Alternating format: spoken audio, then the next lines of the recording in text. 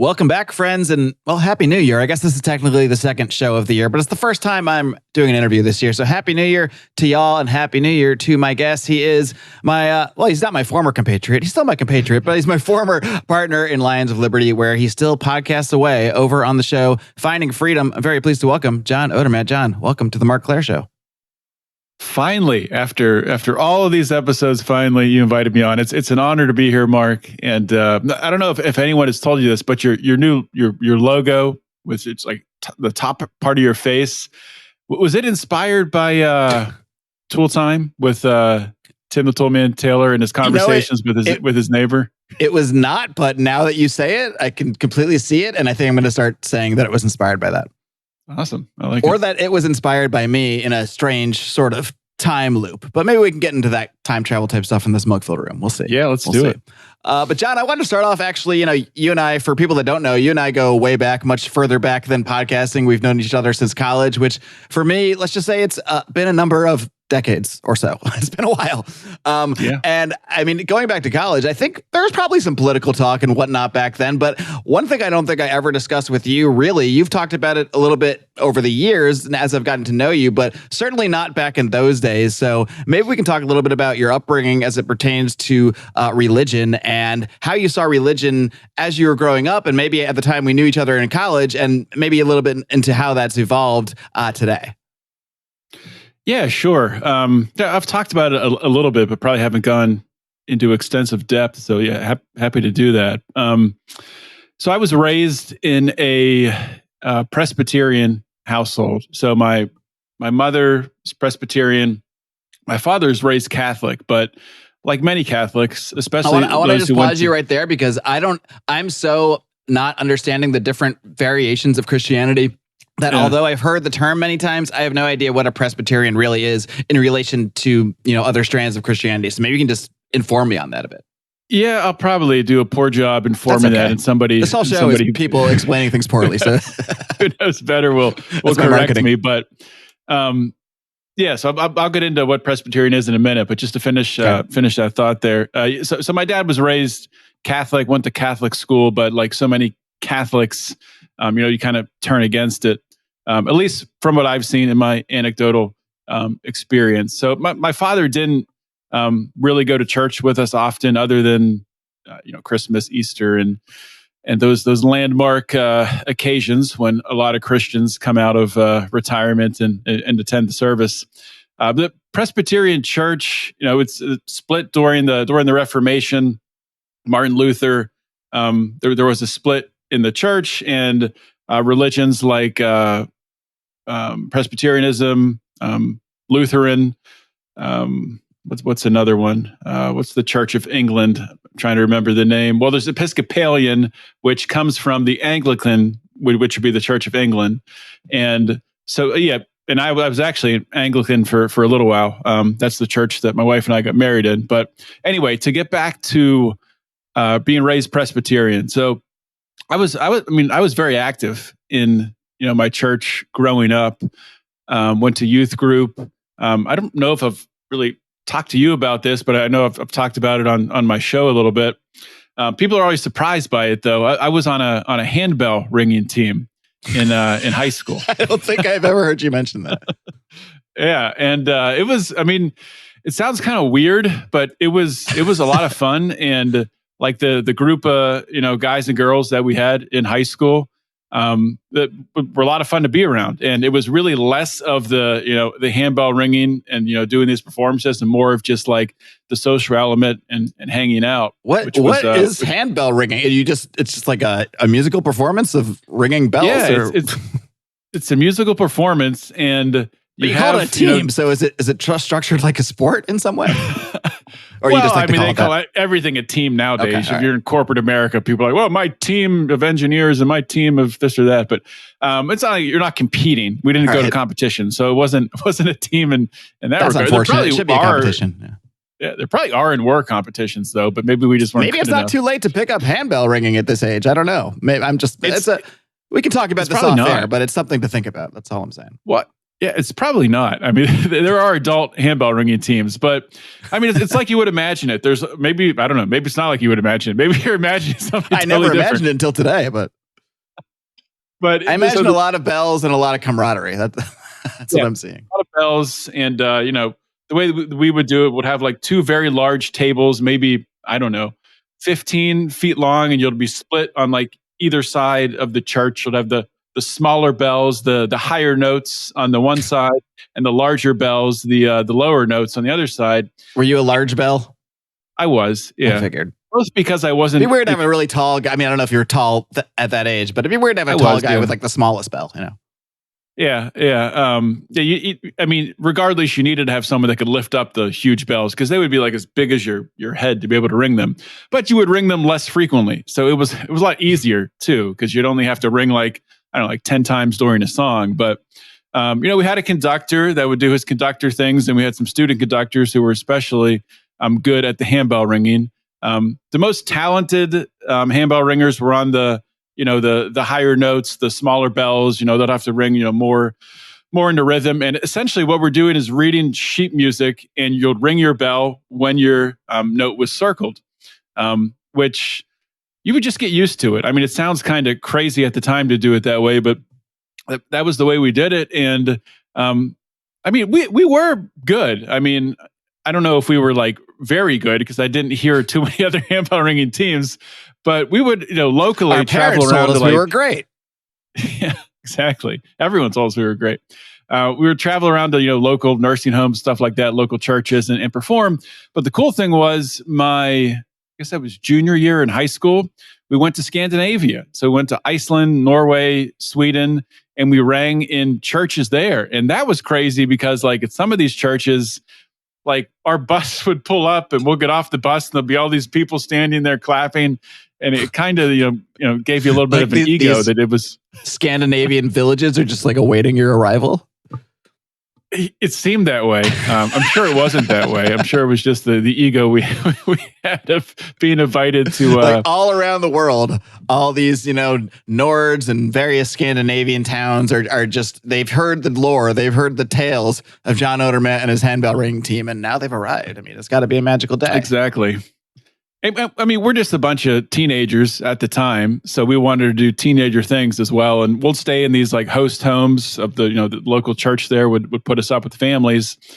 And, we're at the time 17, 18. So in these countries in Scandinavia, you could buy alcohol, and, a lot of us are, drinking beer for the first time. So it wasn't really like that sort of, church experience. It's kind of what I'm getting at. It was more of just like the social camaraderie of it. Like, I can speak for myself. At that time, I definitely did believe in God, but I didn't have any sort of faith developed. I didn't have any sort of, relationship with God developed, in where I was reading the Bible and, what I believe. We can get more into it later, but that's really how I communicate with Jesus, with God, is through the word, through his word, through reading the Bible. I had none of that back then. We memorized passages, and you'll have to do that for confirmation. But I mean, just like any other sort of memorization in public schools, you don't learn anything. You don't really dig into what do these words mean? What's the context? What's the when you see the word therefore in the Bible, what came before that? Let's go back and look at that and see what they're actually talking about with this passage in the Bible. There was none of that like study, but it was a fun time, and that's really what it was for me growing up, going to church. I enjoyed it. Enjoyed my time doing that. But as I progressed and as I went to college, I did have this little bit of a conception of that. It was a misconception, looking back on the time in hindsight, that, well, in order to be a good Christian, I had to behave a certain way. And like the internal struggle I had in college was, well, there's all these other people doing these things, and I want to see what everyone else is doing and experience this. This Mark guy, he's having a blast. I mean, exactly. This guy's walking around with a box of wine on a Tuesday night. Like, what does he know about life that I need to find out? But it was wild times in college, and not everything that happened am I proud of, but that's kind of life as you're navigating the world growing up. That's interesting to know, though, that you did have like maybe a little bit of an internal struggle. Not that we were doing anything truly horrible. I don't think we did anything that any normal college kid wasn't doing, drinking and partying and this sort of thing. But you did have a little bit of an internal struggle. Like, is this not how I'm supposed to be acting? Maybe. Yeah, there was definitely some of that. And what I didn't understand, which I understand now, is that like when you do, commit yourself to God, to Jesus, when you accept, Jesus Christ as your Lord and Savior, you don't like do it in the order of, well, I got to get my life this way. I got to start acting this way. I need to start behaving this way. I need to stop drinking. I need to stop all this. You don't have to do that. You can just go directly to Him, and through that relationship, that's how you change, through God changing you.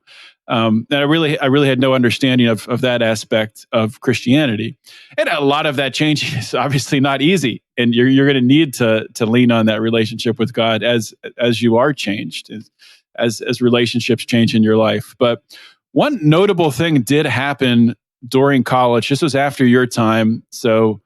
I guess we were only in college together for 1 year. Is that right? Or were you there? I believe 2, but I was gone for a semester of it because I spent a semester in England. So probably we really only overlapped where we actually were, where you weren't pledging in our fraternity, where you're actually there together, probably for an actual year. Yeah. Because I think I left for the semester after you first came in. Really? How did I just don't remember that, I guess. That's just... there's a lot there's a long list of blank spots, I'm sure. So I guess it wasn't important because I haven't heard you talk about going to England. I guess that wasn't missed. But so there was during we'd have our weekly meetings. We called them bromo. I don't really remember what the mo part stands for. Yeah, it was the brothers meeting, but I guess the Mo, I guess we're shortening meeting to Mo. I guess that's what we did. Yeah, meeting, that sounds about right. Organizing? I don't know. Anyway, so yeah, during this time, typically you talk about, all the business of the house. Brian McWilliams would sit there. He was risk management chair, Brian McWilliams, of Lions of Liberty.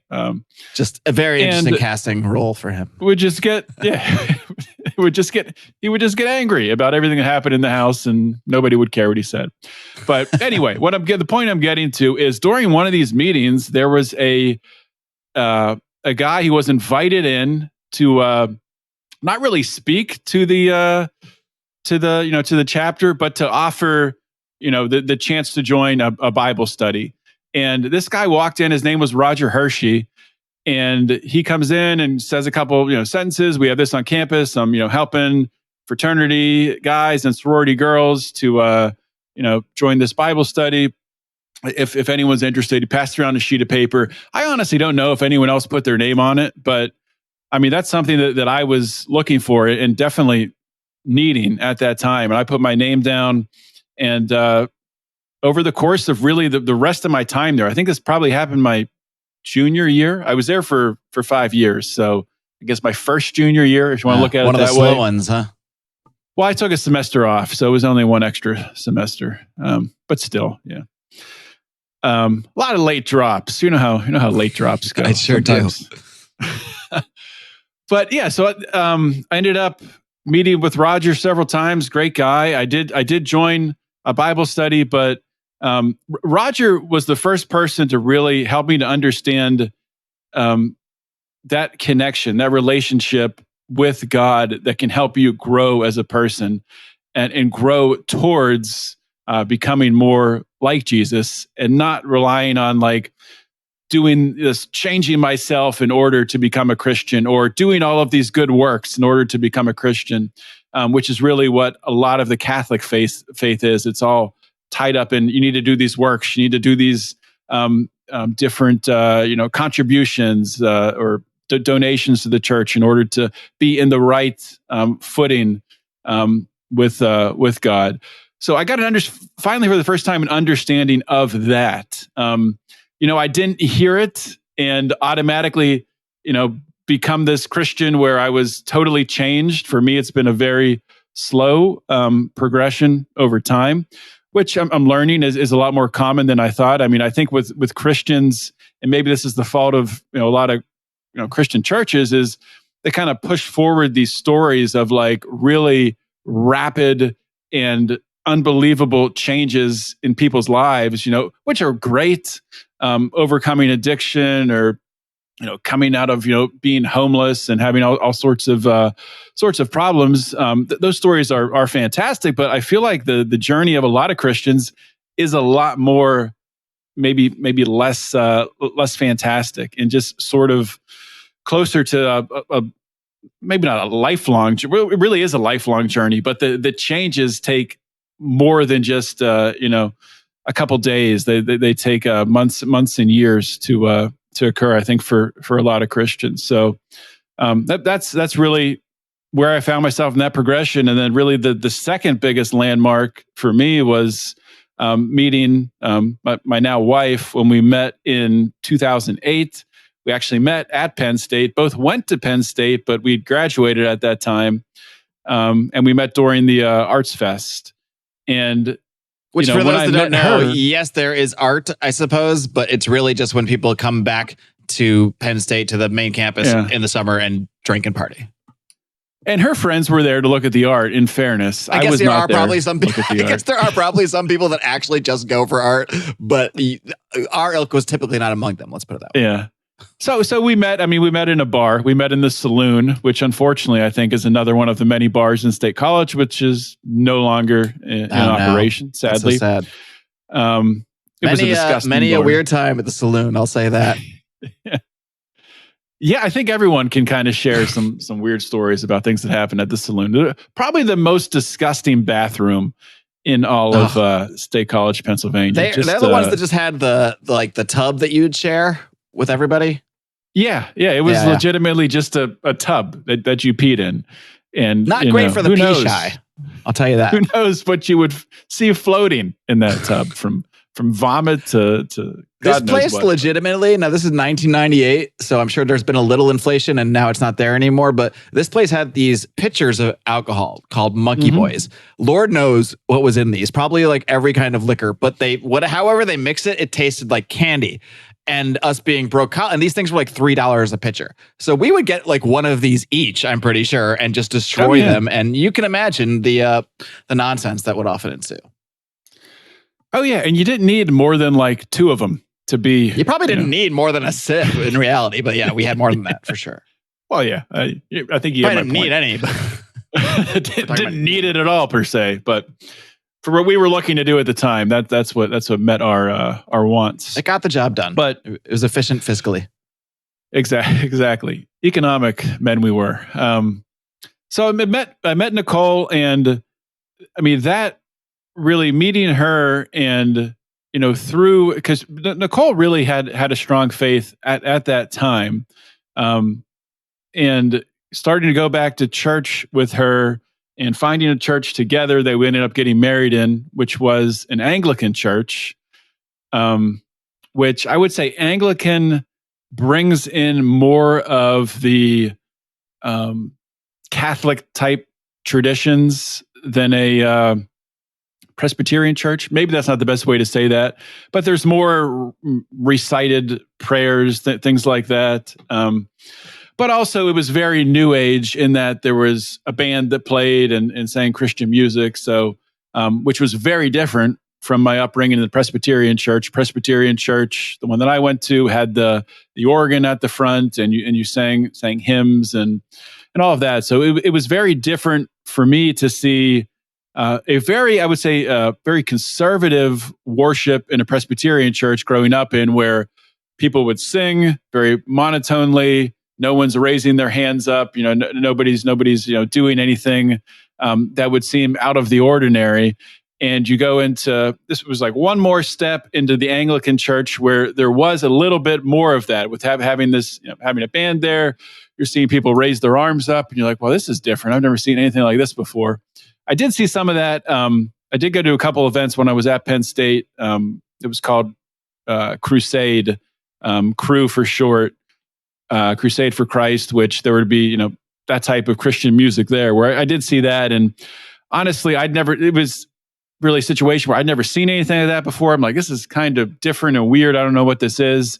And that was really my experience in college with the Bible study. I did get some out of it, but I never really connected with anybody like one-on-one. I didn't meet anyone I would call a friend. So I didn't have like that element. It seemed like a lot of people already had like established friendships and friend groups. These guys aren't drinking monkey boys. What's going on here? Exactly. Yeah, I didn't, and maybe that's my own fault. I was looking to relate on the monkey boy friendship level rather that probably than was some aspect of it. You come so used to relating to people on basically just the idea of consuming this substance that gets us silly. Yeah, no, I think there's a lot to that, man, and I think that's something that. Not that I've struggled with per se, but I'm drunk right now just because I had to get into the right zone to talk to you. I totally understand. Yeah, it's something I've had to learn, because during college, I was, a lot of the time when I was in social situations, be it, just hanging out with friends, fraternity brothers, or trying to, meet girls, things like that. I had to be in that state of mind in order to do that, because that's how I learned to do that. And that's what I thought was normal. And it turns out there's a whole other part of the society out there that isn't doing that and isn't meeting people that way. Not to sound all high and mighty against drinking and having a good time. I think there's definitely a place for that. But if it's like every social interaction I have needs to have that element, I think that can be a little bit dangerous and it can be abused. So. Today's episode of the Marc Clair Show is sponsored by right here, Fox & Sons, foxandsons.com, my favorite coffee brand. And I don't just say that because they're sponsors of the show. I say that because I get a bag shipped to my house. The proof is right here. Every single month, I get my pound of Fox & Sons delivered right to my house. You should too. Of course, I don't expect you to just dive right in with no idea what you're getting into. I want you to go get yourself a sample bag. Go over to foxandsons.com, foxnsons.com. You can check out the Den Blend Dark, as is my preference, the Tanzanian Peaberry, Brazilian Honey Premp, a bunch of other flavors still to come. Steven's always mixing it up with new, fresh beans. The best part about this business, Stephen started it to not only relive his love for sharing coffee with his father, but to teach his own sons about entrepreneurship. If that doesn't give you the warm and fuzzies, I don't know what will. Just kidding. Yes, I do. This coffee will. So head over to foxandsons.com, foxnsons.com. Use discount code MCS to get yourself 18% off your order. You're going to be coming back for more. Trust me. foxandsons.com, discount code MCS. Back to the show. No, I think there's a lot to that. To be honest, I was kind of shy in high school. I wasn't really the one to have the confidence to go up to girls and whatnot. And going to college, drinking sort of, obviously loosened me up and enabled me to do things that I couldn't do before, which maybe in a sense is good because it did make me more social. I met a lot of people that I'm still friends with that I'm now podcasting with. So maybe I can't say it's all bad necessarily, but I do think I carried over into adulthood, probably leaning on alcohol and leaning on that as my go-to for social interaction. I wasn't going to go up to a girl sober. Are you kidding me? No, that happens at a bar when I've had a number of drinks and I probably had to go pre-drinking. And then if I did meet a girl and go on a date, you're damn right I was having a drink or two before I went on that date. So I do think about that. Now, like how reliant I did for a long time become on alcohol, even extending outside of college. Yeah, when I was meeting girls in college, it wasn't during class, which in hindsight, I probably should have been. Yeah. Like why wasn't I? But it was in this the window where I was in that state of mind where I had that confidence. So I 100%. I'm on the same page with you there. But so I guess the rest of my journey as a Christian until now, my wife and I we got married in the Anglican Church. And then we joined after our daughter was born. That Anglican Church was like 30 minutes from our house, which got pretty tough commute to make with a little baby. So when she started going to preschool, the church that we found had a great preschool. So that kind of, things just lined up and we ended up attending there. It's called the Bible Chapel and it's only like 10 minutes from our house. It's a huge church. It's not like mega church levels that you see like Joel Osteen and those types of people. It's not that big. It's not like it's not like a stadium, but it is large. It is like an auditorium. I would say size, maybe, a few hundred people are in there worshiping on a Sunday. There is a band playing. There is definitely that element of it. And it took me a long time to get comfortable with just the size of it, because it wasn't something that I was used to. But especially in the last year here, and my wife kind of led the way on this again. She first found some Bible studies with other moms in the church that she started attending, which kind of inspired me to find some men Bible studies. And I've been attending one for I guess going on 6 months now, which has been really cool, and also interesting during this time where I have a hard time understanding and relating to a lot of Christians with their views on what's happening in Israel. Not to derail the conversation, but I feel like just a lot of Christians fall back on what is written in the Bible, what is supposed to happen. And I'm not an expert on this, so don't ask me to go into detail on it, because I won't know. I won't know it exactly. But what's supposed to happen, during Revelations with regards to the nation of Israel.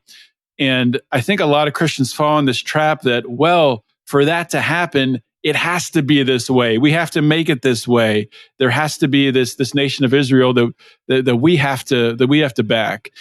And it kind of seems like such a wild idea to me as a non-Christian, I guess. I looking from outside, to my view, would be like, well, okay, if certain things are supposed to unfold in some sort of certain way, exactly. Are you really gonna outthink God and try to force it along and trick him? Be like, oh, you're gonna do this 1,000 years from now? No. We just did a whole Israel thing, so you're gonna do it now. Like, if you're following the line of thought, we're talking about God here. So who the fuck do you think you're going to fool? It's crazy. Exactly. It's tantamount to those people who kind of, and there's people out there who think this way, because I've had conversations with them. Like, well, God saw me going to church, a couple times in the past year, so he's going to hold that in my favor. I'm like, are you thinking this through? Like, you think left church and beat my wife and went to the strip club and this and that, but he saw the morning part, and I'm sure he's cool with that. So I don't know. And I think it's a hard thing for Christians to deal with, because there are a lot of, there's, and this isn't what my pastor's saying, so not to conflate that, but there are a lot of these mega church type pastors out there who are putting, it's propaganda, putting that type of propaganda out, which I think makes things very, very confusing. Like you said, Mark, you can't force God's hand, and you can't even, you can't give God incentives to be like, well, you come back a little sooner if we do this, if we get things out of the way for you. It's ridiculous. But at least having some of those conversations during during this recent Bible study that I joined, but not just hearing that that Twitter character limited response, being able to, ask people a question and have a back and forth, and being able to understand where people are coming from, has helped me a lot. And it's made me a lot more conservative on Twitter in how I respond to people, especially with things, like talking about Israel, because I think people need to be asked a question in a way that is not, where they feel like they're being attacked. Where I feel like as soon as anyone logs on Twitter, it's like, all right, who's attacking me now? Who's coming after me? You almost can't help it. It's like, I find myself just in my mind innocently logging on to see whatever, and next thing I know, I'm like, Yeah, me too. And I don't. That's just what it is. I don't know. I don't think it's fixable. That's just what Twitter is. But I've kind of learned that that's not really probably healthy for the way that we develop our opinions on other human beings.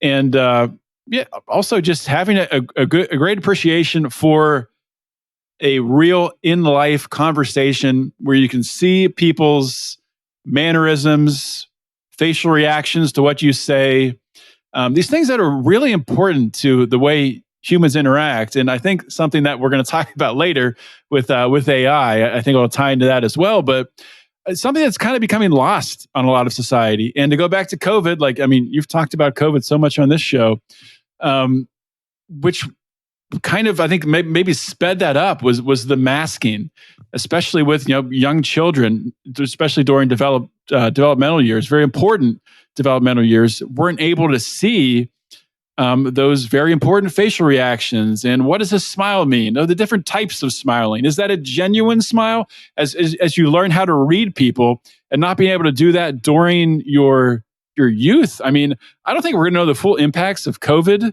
and the masking for maybe a couple decades. Well, if you just think about how many kids spent 2 years online, I'm not even just talking about online schooling. I just mean like 2 years where, depending on where they were, a lot of parents simply wouldn't let their kids out for 2 years. And when we think about what we talked about earlier with becoming reliant on alcohol, I wonder how many kids become so reliant on interacting online, on interacting with social media, which is a totally different kind of reaction, but it kind of interaction. But if they become reliant on how that interaction works, if they spend 2 years on Twitter, maybe they don't, because I think you and I grew up in sort of the in-between phase where we sort of were there for the transition between living online and not living online. But I think by the time we were really doing a lot online, we were fully adults and we knew the difference, at least. Even if we all spend too much online, we at least still have this conception that what goes on online is a different thing than real life. I think we can still separate it a little bit, but imagine kids that are growing up almost entirely online, and then they go into the quote unquote real world, whatever that is at this point. I don't know how that's going to affect their interactions with other people, but I can't imagine it's positive. Yeah, and that's an interesting point that you bring up. People our age are, whatever this is, like in between generation. There's some phrase for it, but like I said, we explain things poorly here, so I'm not sure what the phrase is. It's millennial and Generation X, and so they call it. I don't know how you say it. An X-ennial. Millennials. Axials. I don't know. Whatever it is. But there's something to that, and not to like toot our own horn and say that we're the smartest people in the world, but I think the circumstances that, like you just explained there, that we grew up in, give us sort of the ability to have some insight on both sides of the fence, being able to understand it because we've lived through it. Like you just explained, we lived through this time before the internet. We remember the time when if you were waiting for something, if you're waiting in line to get into a movie, or if you're waiting for your mom to pick you up after practice, what did you do? If you don't have any friends there, you'll just stare at stuff. Like you'll just throw a rock at do something. Stuff or think about things, or like, I don't even know what I did, something. And I also think about too, like, you didn't pull your phone out of your pocket and just start mindlessly scrolling. Like maybe it was dumb stuff we were doing, but you had to like figure out a way to pass the time. And I mean, there's a real value in understanding like that is a part of the human existence that really is rapidly going away. Where like we are not figuring out and really intentionally, considering how we're going to invest our time, even in mundane things like waiting for the bus or, waiting in line at TSA or whatever it is. Everyone just goes right into the mindless scroll. I do it too. I mean, the mindless scrolling your phone. We don't talk to the people around us. Then on the other side of the fence, the young people who have never had to do that. They've never had to pass the time. Never that had way. To make small talk. Yeah, and I shouldn't say never because, and I know there's a lot of parents who are doing the same thing as my wife and I are doing with our daughter. Is that we really limit her exposure on or using of devices. Like she has a Chromebook that's just for school. I mean, she does her schoolwork on it. We'll let her play her games or whatever, math games that she's doing on it. She doesn't have an iPad. Like when we go on car trips and we go on long car trips, like when we go to the beach, it's like 10 hours. She doesn't have an iPad. She doesn't watch movies, and she has to figure out how to entertain herself. She reads a lot now, which is awesome. But before she could read, she would just figure out games. And she has this great imagination. And a lot of kids today, unfortunately, they're not developing an imagination. And that's another thing. We're not going to know like what that's going to mean in the long term until this plays out for a while. But like when you don't like, because when I was a kid growing up, but playing with my Ninja Turtles or, whatever it was, you'll just think of crazy stuff to do with them and move them around the house, and you'd have different things that you're doing. Or I remember playing shooting the basketball in my backyard by myself, pretending that I was, playing in a game. And I think it's important to exercise that imagination muscle, because later in life, you do things like this, like Marc Clair. You start a podcast and you think of ideas on who should I talk to, and I should bring on these interesting people. And you're creative. You've exercised that creative muscle, and it's strong. Kids today that are relying on being fed information, they're reactive. They're more reacting to things. And I'm not like I'm not a psychologist. So I don't know what this means long term, but certainly can't be a good thing. Yeah, I hadn't really thought as much of that aspect of it. I think a lot about the social interaction issues and what it does to, the dopamine hits in our brains. But there's also something deeper there, maybe, because I essentially was an only child. I have an older sister, but she was 12 years older than me. So by the time I was 5, she was already off to college. So I essentially spent a lot of time with myself growing up. And I was always, and like I said, no internet. No, this didn't even exist. Occasionally, I would get to go to the movie store and pick out a video or something. But for the most part, I had an array of action figures, and boy, there were storylines galore. And I just dreamed up these entire scenarios. And I think about now, I wonder what, like you said, flexing that muscle, as a young man, through all my youth, constantly flexing it, because I spent so much time alone and so much time dreaming up things, and I wrote stories, I did all this stuff because there was nothing else to do. So I just dreamed things up, and I wonder now how much of that creative muscle doesn't get flexed for children that are just when they have that boredom, it's just straight to the internet, straight to get fed whatever it is, fed that the dopamine hits, fed the things that they would normally have to create for themselves. I created my own dopamine hits off the wild, storylines I was creating or whatnot, but then it's just getting fed to them. And I wonder, as adults, how much that's going to dull their creative ability. Yeah, we could go deep into this, because people might counter what we're saying and say, well, kids today are creative. They're creating reels on Instagram or TikToks or this or that. And yeah, there are some doing that, but they're creating in a way to meet the demands of an algorithm. Right. They're not creating just to create. They're not even meeting human demands. Somewhat. Like you said, they're meeting the demands of an algorithm. They're not meeting the demands of humans. We equate them as the same. We equate them as, well, the algorithm figures out what we want, and then but there's something, I think, deeper to that. And I think at some point the algorithm controls us more than we control the algorithm. Yeah, and I think, are we past that now? We might be past that. What's the term? What's the term for that? Yes. Yeah, the singularity. I had Amari Sachet, I should say, pronouncing it properly, on last year, and he said basically, yeah, we are past the singularity for all intents and purposes. Yeah, and when you start thinking about it that way, I think we probably are. The algorithm, the Twitter algorithms, determining the political news that we see, these conversations that make us angry, because the anger leads to engagement, and seems like I see less and less of things that I agree with on Twitter. But yeah, it's to get back to kids creating. Yeah, they're creating to meet an algorithm, and they're creating, like you just talked about. They're creating for dopamine. They want those likes. They want those comments. They want that engagement. It's as if if they were teenagers and they're like, oh, little Johnny's creating so much, and look what he's creating. Oh, he's selling heroin is what he's doing. He's selling heroin to people. Oh, well, but he's creating. It's almost the same thing. Quite honestly, It is, because dopamine is a hell of a drug. It is. It's addictive as hell too. And I don't know what the answer is, but to get back what I was saying at the beginning of this path down this winding road that we started talking about with our generational view of this, I think that we do have a unique viewpoint, because we've seen both sides, and we can take a step back and really outline some of these stark realities that are manifesting. And I don't think we can stop them. I really don't.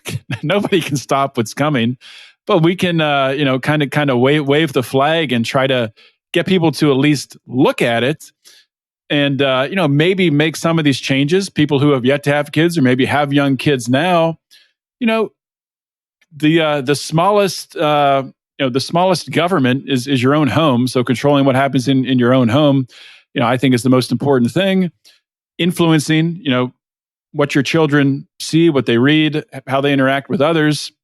And using what we've learned from having this unique vantage point of these, this really split in how people engage with content, where it's changed from engaging with the content, watching the TV, listening to the radio, to really becoming the product and being controlled by the content. So just being cognizant of that, I think, gives us a leg up on raising kids and things of that nature. So I don't think we can stop what's coming, but maybe we can inform the next generation and maybe stop a mass extinction event of humans from happening. But I don't know. I think that's the only way you can really look at it, because I mean, doesn't matter what you or I think. At the end of the day, like neither of us are stopping AI. Neither of us are stopping its I mean, it's crazy. Just in the last year, heck, I use AI in a number of ways that I never even imagined I would a year ago. I never even thought about using it a year ago, and I can't even avoid it in certain circumstances. So it's really become pervasive very quickly. And when you had me on your show last year, you asked me about this. This was actually from a tweet that our mutual friend Buck Johnson tweeted, saying, and he basically said within a year he thinks we'll see AI girlfriends. And you asked me about that maybe a few weeks later. That was all less than a year ago, Odie. And I think we both saw this on Twitter the other day. I love how we just collectively are all agreed to call it Twitter. And it was actually a company promoting AI girlfriends. So some people were saying, well, I think Buck might be on the right track, but that's not going to happen in the next year. Nope, it's already here, faster than even he or you or I predicted. So there's no question here. But what did you think when you saw that pop up? Yeah, I wasn't surprised when I saw it pop up, but when I started looking into it, and so the guy who tweeted it, he's the founder of the Digi app, DIGI, and what they are doing is creating AI romantic companionship. So I wasn't surprised that they're going down this path. Just to talk about this younger generation for a minute. I was listening to a podcast, the AI Breakdown podcast, which the only reason I'm listening to it is try to figure out what the heck's going on in the field. But there's something is it created called by AI. What's that? Is the podcast created by AI? It should be. It probably will eventually be. But there's so Character AI, which is another platform, claims that more than 20 million people are spending upwards of 2 hours a day engaging with artificial intelligence, which is kind of crazy. These artificial characters, not necessarily romantically, except I don't think they offer that kind of romantic interaction on Character AI. But this Digi app is specifically for romantic interaction, for romantic companionship, and they're trying to make them like these Pixar characters, these Disney princesses. And the scary thing to me is like they're really putting the thought into it. And the guy talks about this during the tweet thread. This Andy O'Halbum, I don't know how to say his last name, the founder of Digi, talks about like one of his main points is we need to have a progression. Like he references other older apps who like don't have like an actual romantic progression. They just go into, oh, you're in a relationship with this AI girlfriend, and you can talk about whatever. But he's like, they're being intentional, where you start as friends and you build this relationship, and then can you get friend zoned by the AI? But it's crazy because that is like human behavior. That's what humans want. So they want the pursuit. Exactly.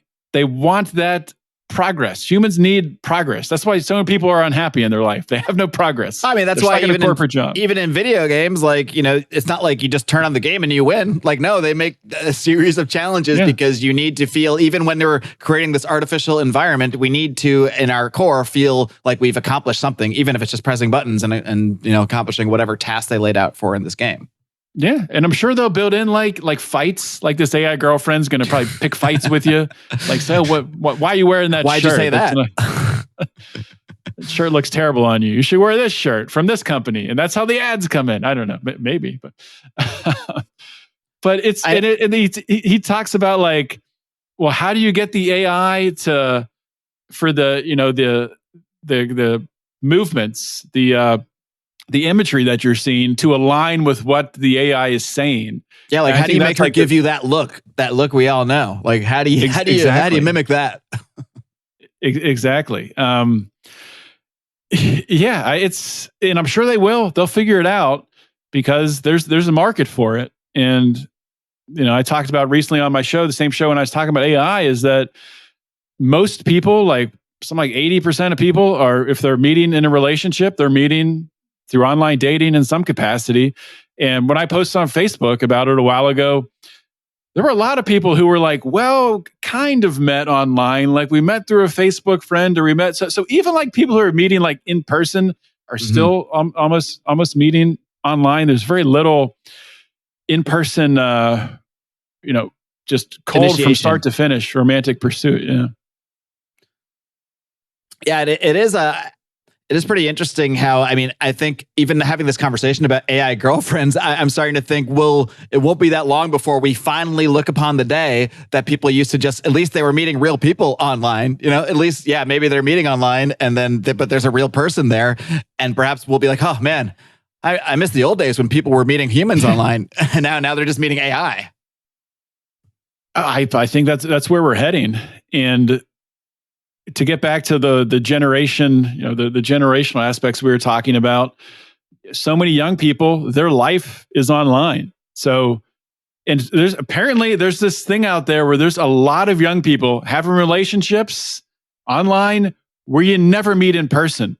Mm-hmm. Like that's happening. I don't know like percentages, but that shocked me. So how hard is it to go from that to a relationship? Maybe somebody you meet on TikTok, and maybe you grow up in Pennsylvania, they live in California, and you have this, this online courtship, or maybe you're video chatting, but you're not actually meeting in person. How hard is it to go from that to an AI girlfriend? Well, it's certainly less of a leap going from traditional in-person relationship where you're sitting down across from a table, holding hands, looking each other in the eye.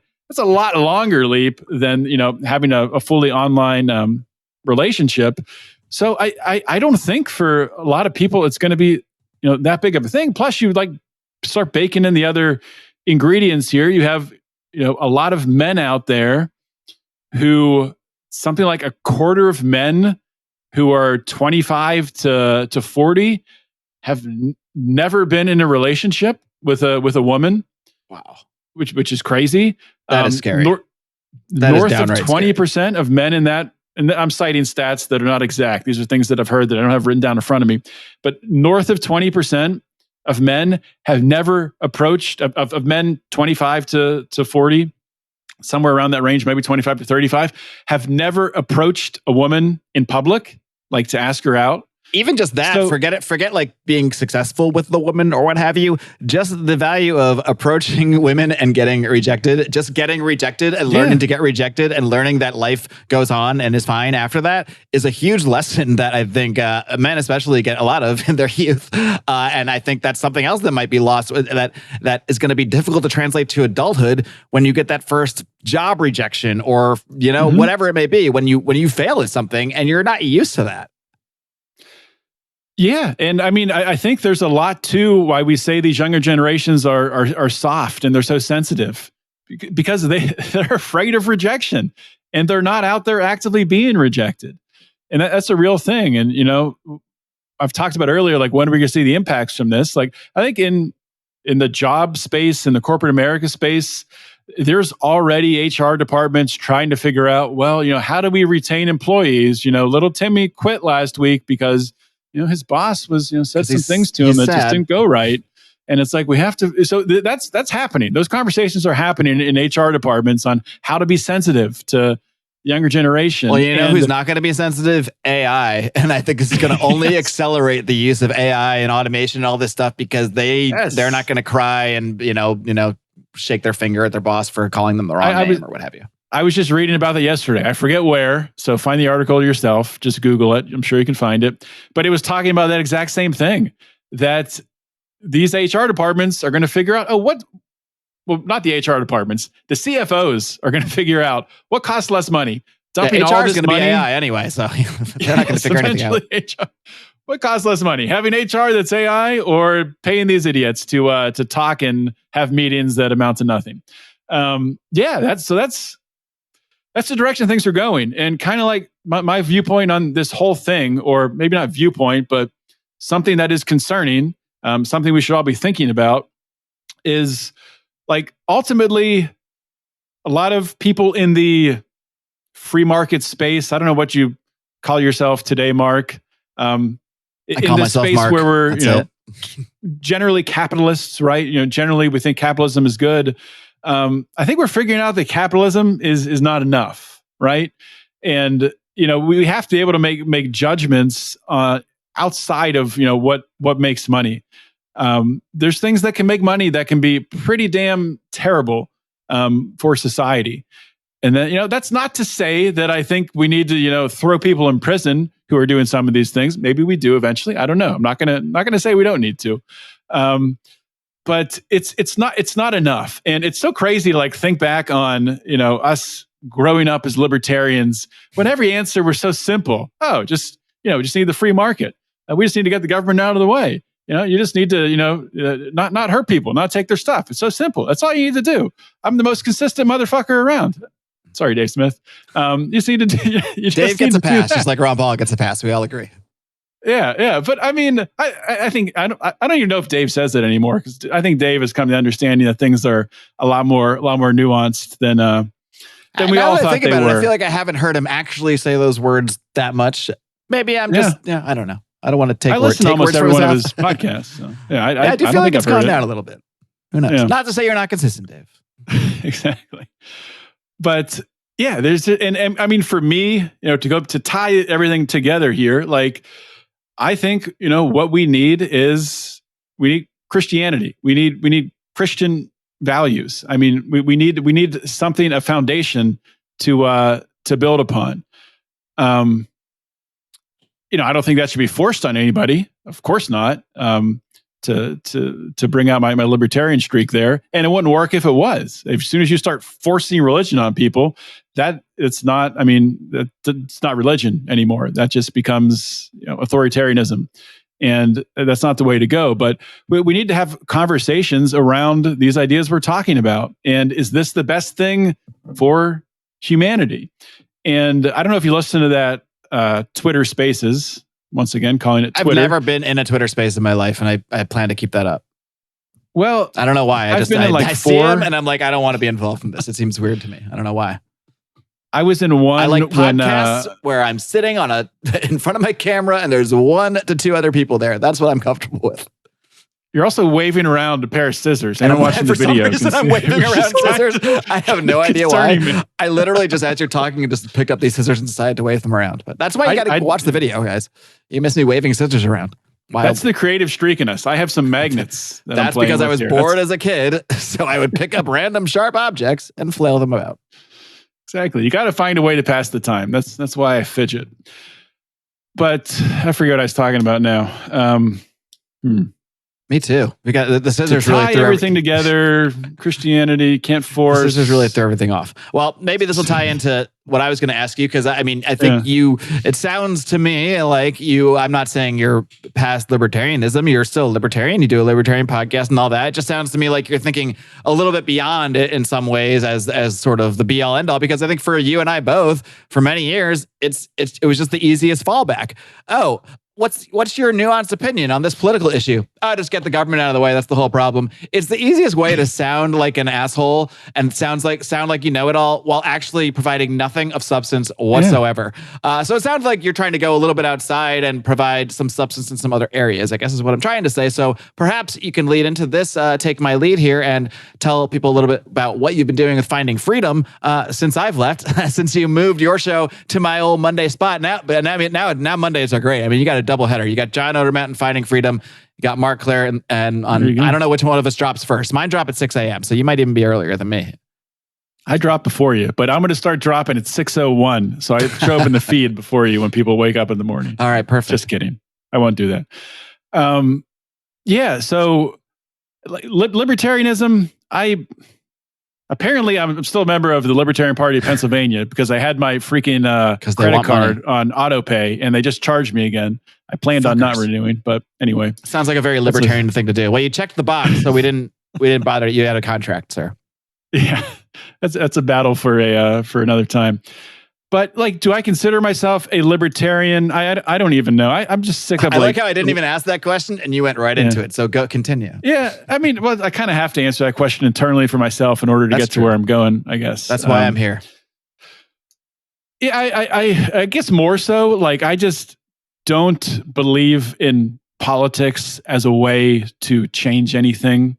Sure, you can change little things. Maybe you can legalize, a drug that's putting people, nonviolent people in prison. Maybe you can do things like that, which I think net have a good effect. So yeah, maybe there's things worth voting on, things worth paying attention to. But like as a whole, Libertarian Party, Republican Party, Democrat Party, they're just demons. It's not worth talking about. But there's little things that are worth really getting involved in from time to time. Maybe your local school board or something like that, or your local county commissioner might be worth taking a look at. But outside of that, it's just a giant distraction. You're not going to change where they're spending their money, how they're spending their money. You're not going to change how they're invading your privacy. You're not going to change any of those things. All you're going to do is make yourself upset and angry, probably piss off your family and friends, and people aren't going to want to be around you because you're talking about it all the time. And it's just not, ultimately, it's not going to lead us anywhere productive. So, and people will say that, well, John, I heard you on your show. You were talking about Donald Trump saying this or Joe Biden saying that.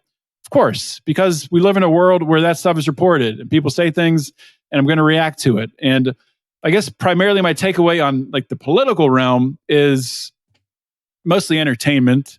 Mostly there just to provide commentary and to give my general view on where I see this fitting into the grand scheme of things.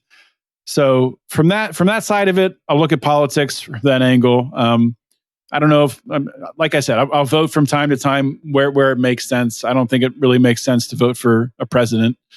Unless maybe you think it could make it more entertaining somehow. If you think your vote matters that much. That almost sounds like an endorsement of sorts.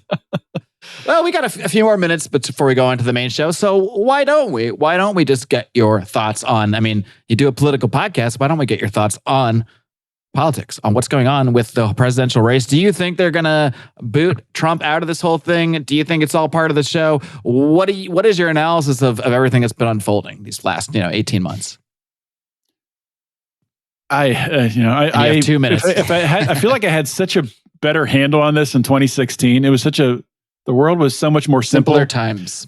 And I think you and I both around the same time recognized that Donald Trump really had a good chance of winning. And I think we both made that prediction. Which in hindsight, looking back on that, I'm surprised they let him win. I'm still not sure what happened there. But for the modern landscape of it, I'm really thinking that Joe Biden will not be on the ballot in November. And I'm kind of thinking Donald Trump's not going to be on it either. And I think the Republicans are doing all they can to get Nikki Haley in there, and the Democrats will somehow get Gavin Newsom or some sort of Gavin Newsom type character to stand in for Joe Biden. I'm not sure exactly how they're going to do it, but I know that the people who are in control, the Larry Finks, the BlackRocks of the world, these individuals who control the world, essentially, they have all of control of all of the money. They probably don't want to risk having a Joe Biden presidency where they're having to deal with an administration where I don't think there's one person who's really calling the shots. And I think it's a lot easier to persuade the public, to manipulate the public, if you have a strong, at least someone who can speak eloquently, like a Barack Obama, somebody who's not stuttering and stammering, and you're losing trust in all the institutions. And I don't think they want that. I don't think they want people losing trust in the presidency. So I don't think they'll put Biden back up. Does that mean that a scandal takes Biden out? Does that mean that Joe Biden mysteriously gets an illness and can't run for president? Does that mean that Joe Biden mysteriously dies? It wouldn't be hard to come up with a believable reason. You just say, look at him, he's done. Could be anything. Yeah, exactly. So it's he's one speech away from, I've talked to my wife, it's the best for our family, blah, blah, blah. And everyone's going to go, exactly. Oh yeah, he's old. Yeah. Yeah, so it's very easy to see that he's not going to be on the ballot. I'm reaching the point that I would be shocked if he is on the ballot in November. When it comes to Trump, like I don't know. I think and it's coming as much from the Republicans as it is, if not more from the Republicans than from the Democrats trying to get Trump off the ballot. In Colorado, that came from Republicans trying to get Trump off the ballot. It's just like, what do they have to worry about? Do they have to, I think even if they somehow disqualified Trump from running for president, I don't think there would be a civil war. You'll see these Trump supporters saying, well, it'd be a civil war if you do that. I don't think so. I mean, there was a civil war. I was just going to say that. They locked you all down for 2 years and no one lifted a finger. So I'll believe it when I see it. Not that I want that either. It's far more likely that they do that. They disqualify Trump and Nikki Haley gets up there and says, well, this is terrible that you've disqualified President Trump. This isn't the right way to do things, but vote for me and I'll make sure this never happens again to another Republican candidate. And then, half the Trump supporters will say, oh, okay, yeah, that makes sense. Yeah, we'll vote for you.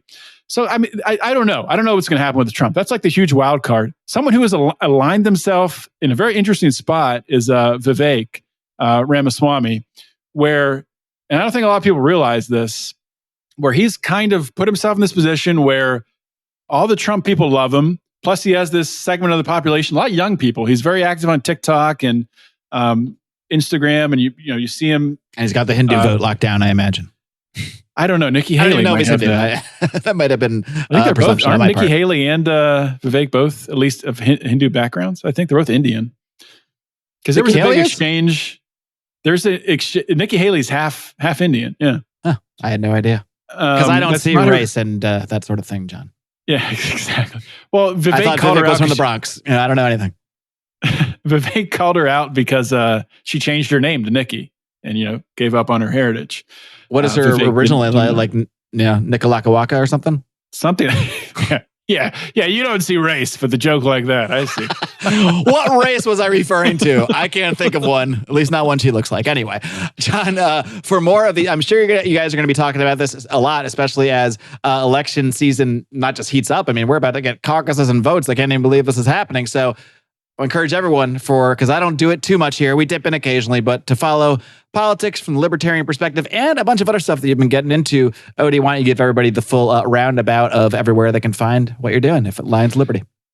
Yeah, you can find Lions of Liberty and my show Finding Freedom on every podcasting app.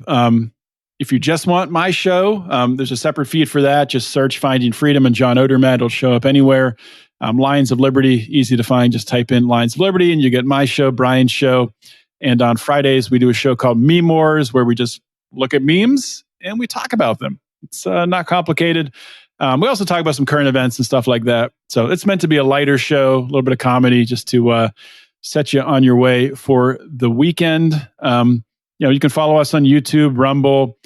YouTube, we're pretty much shadow banned still. Have a bunch of subscribers, but nobody sees our videos, which sucks. But what I'm getting into like the most on my show now is talking a lot of health, bringing on guests talking about health, talking about pharmaceutical companies. I just had on Anthony Samerhoff, who you had on recently as well, talking about that. So in the new year, I'll be doing more of that. I need to see you two in person sometime because you might be one of the tallest people I've ever met, and he's one of the shortest. So that would be fun for me. Yeah, we've met in person, and I've never felt taller. Could you hear anything he was saying down there? It was actually hard to hear him. No offense, Anthony. We love you. He would take these jokes in stride. He's a fun guy himself. So John, it's been awesome having you on. I encourage everyone to follow Finding Freedom, Lions Liberty. Check it all out. Twitter, by the way. I know you're active on Twitter. Make sure you dish that before we go. Twitter at John Odermatt. There you go. That's it. Well, you can find John there, and you can also find him in the smoke-filled room for Mark Claire Show Premium subscribers, where we're going to go right now.